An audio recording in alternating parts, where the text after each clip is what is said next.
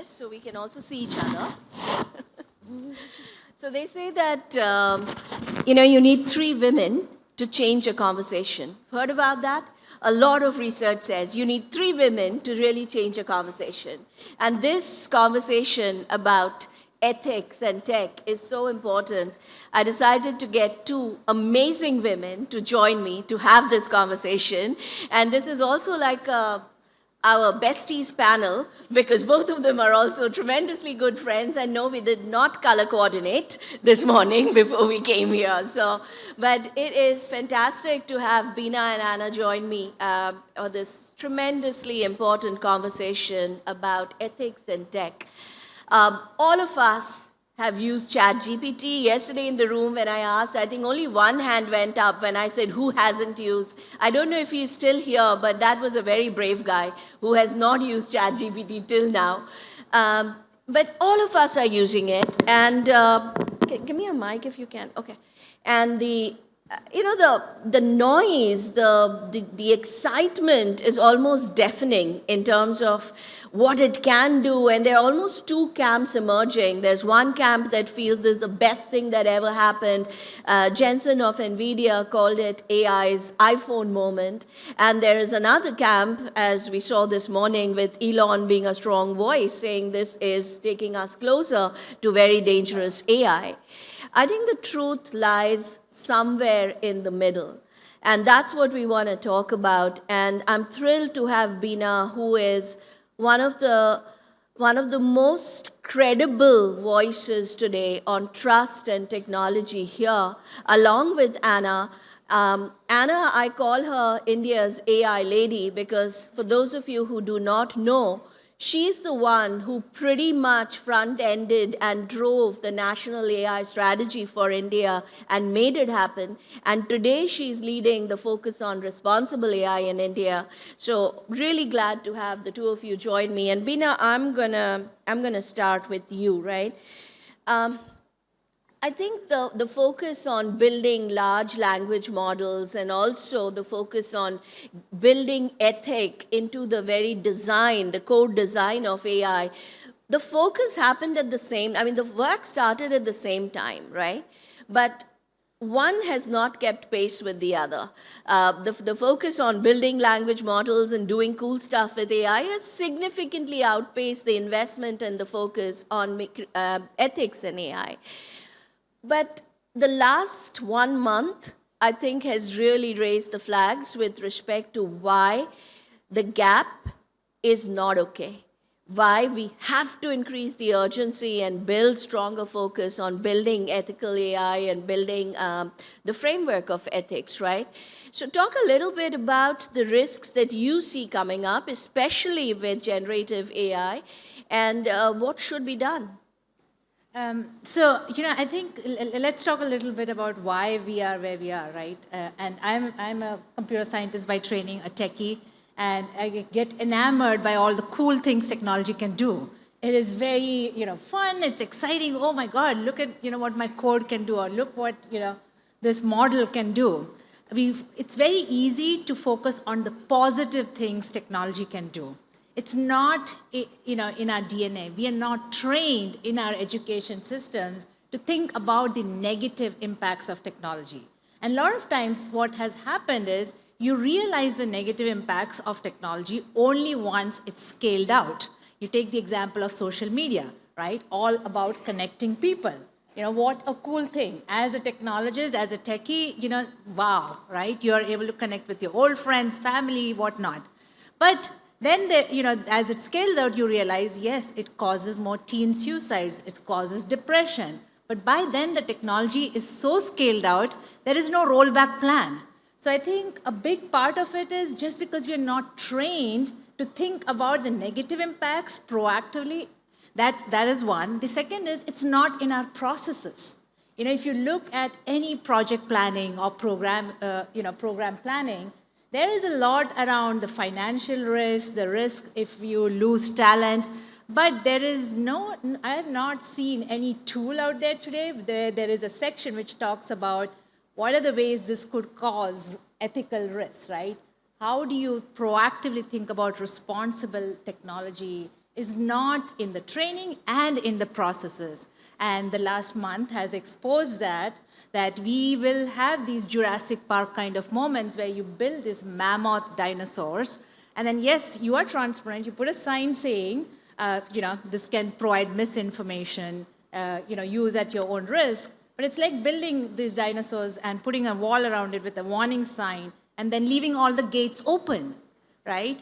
And I think it is up to the technologists, it's up to all of us to proactively think about those negative impacts. We know there is no one solution or one answer. It is going to be at the use case level.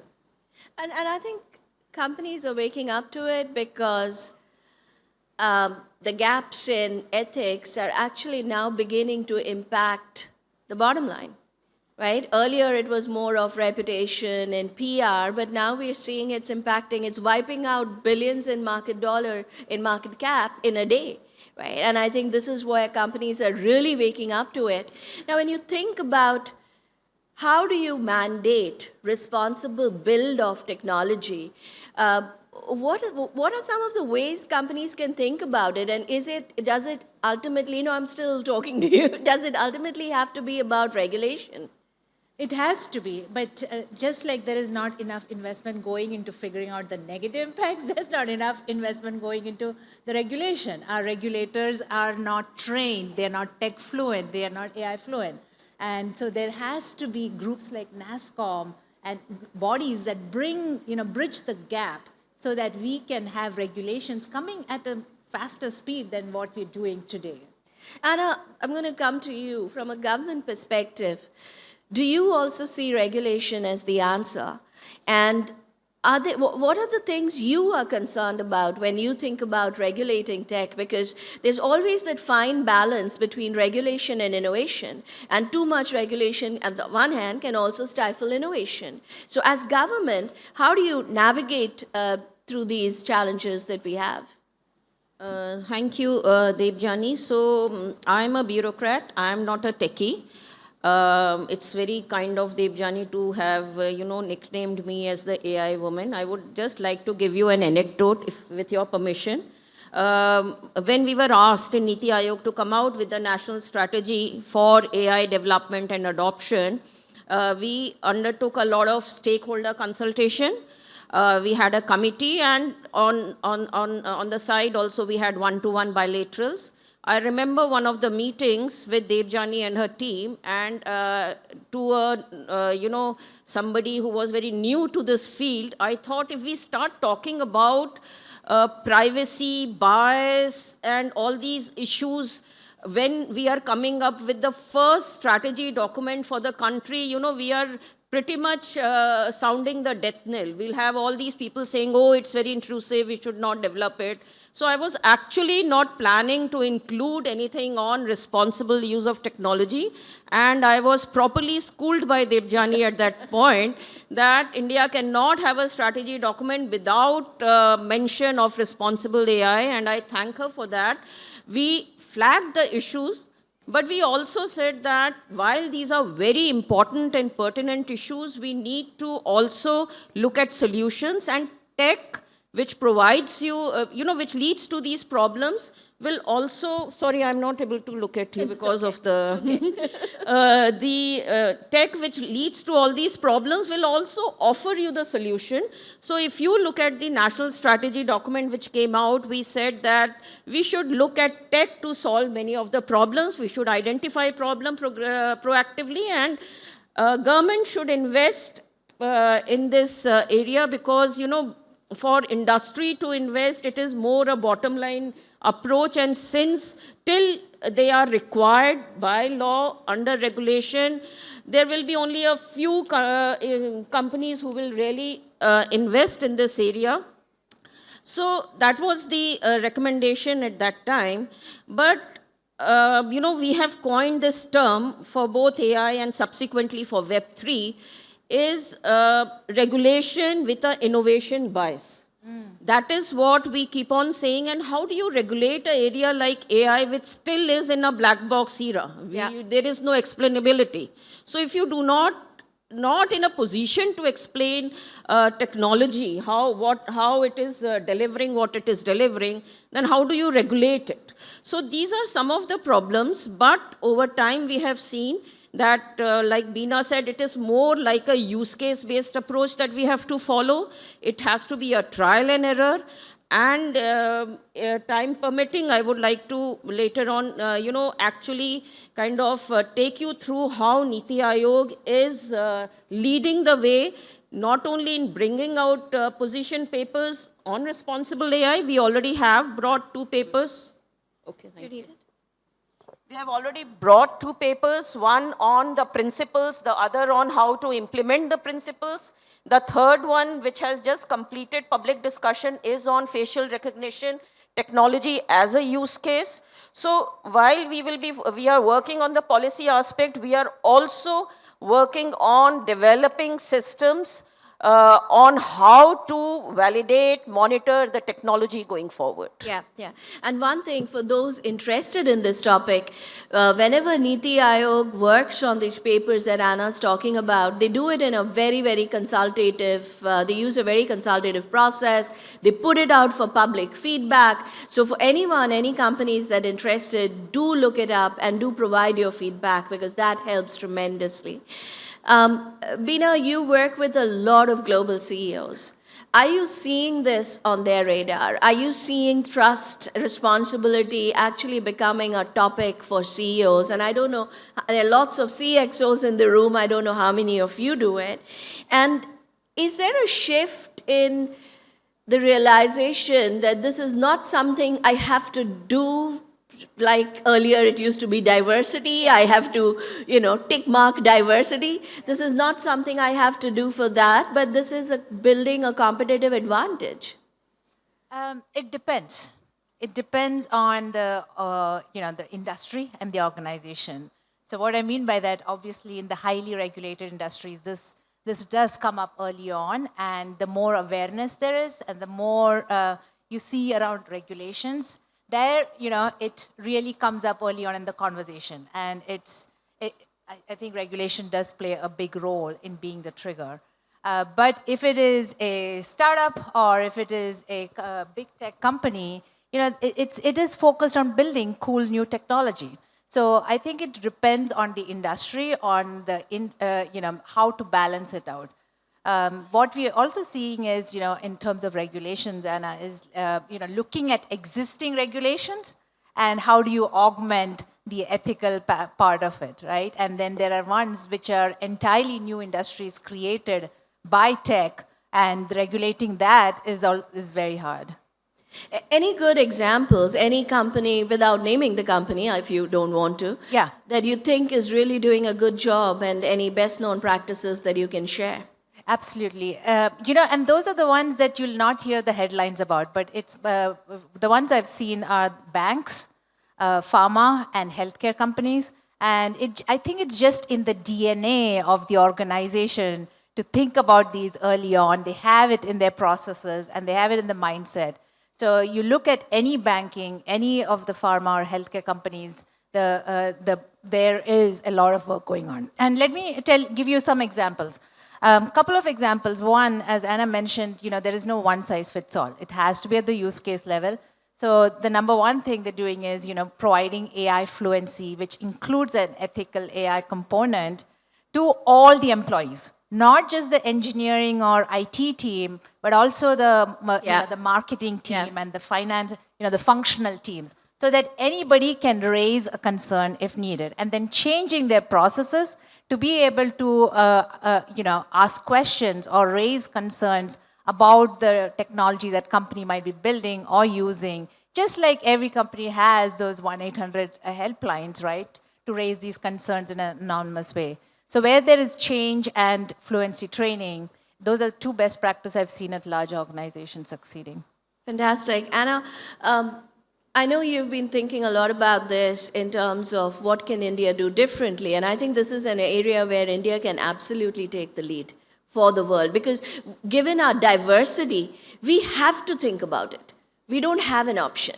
So any thoughts on what government and industry can do to give India a significant advantage? So I think that's really relevant, and in the strategy document also, when we coined this term AI for all, and the inclusive bit of AI, we did present India to be the garage of the world. And you solve for India, you take it to the rest of the world, and we mentioned that there is this space of inclusive AI where India can be the global leader. So I'll just give a few examples where industry is also involved with us. One is access to infrastructure, whether it is compute, whether it is data. So on one side, you have a constituency which talks a lot of the data principles and their rights. On the other side, you have big techs, which really very much own the data. We in India, through our public digital infrastructure, which is also one of the priority areas in India's G20 presidency, we have come up with a model where we really democratize data. And I think that is one of the big contributions of India to the rest of the world. And now we are taking it to the other countries. In the space of data, creating these, we all have talked about financial sector, the UPI and others, India Stack. In area of health, we have come up with this framework of developing medical imaging biobank through public-private partnership. So unlike US, UK, or Europe, other constituencies where it is the foundations or the government which is pumping in money, which we felt in India will not be sustainable, we have kind of tried to replicate our successes of infrastructure sector in this very crucial area. So there we after coming up with the framework, we have had interministerial consultations, it has been approved. We have set up a steering committee because we realize government on its own cannot do it, and NASSCOM, by the way, is a member of that steering committee.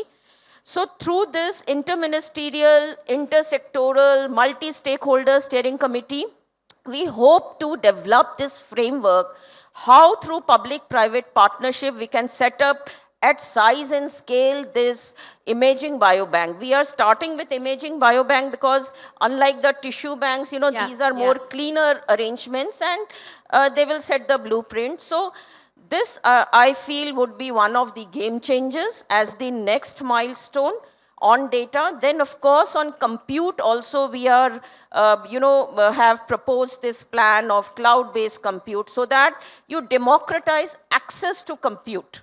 So it is all about providing access, which is the basic essence of public digital goods. That is on one side. Second, we are also putting in place transparent frameworks and systems for validating and monitoring, new solutions. And two of them we have completed in AI, in the space of AI and NITI.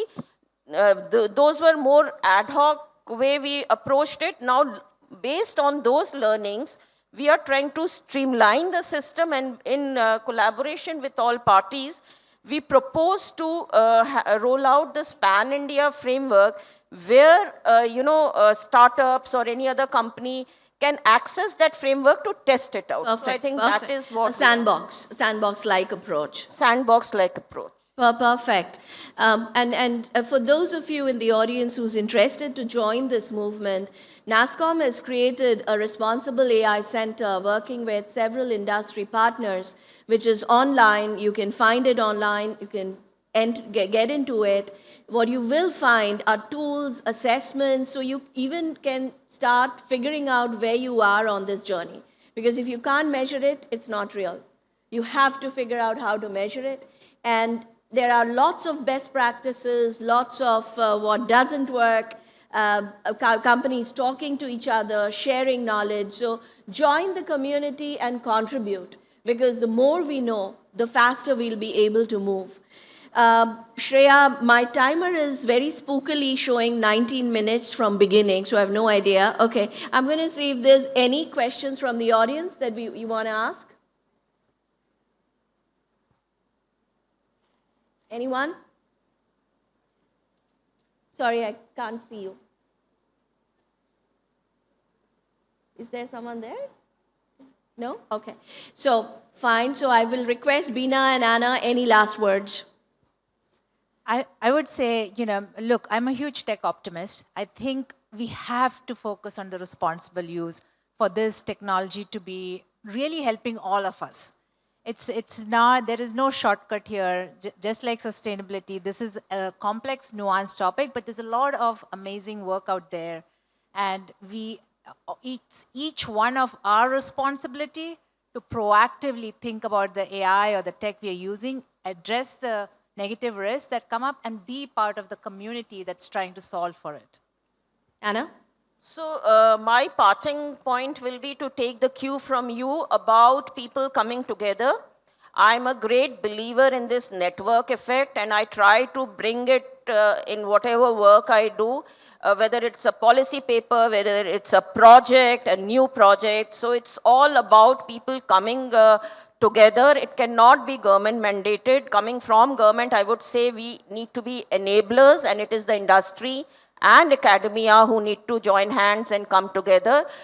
So please visit the NITI website. Our papers are also, I'm sure, on your Responsible AI website. Please give your comments. Please come with proposals. We are ready to take up any new project or proposal which comes to us.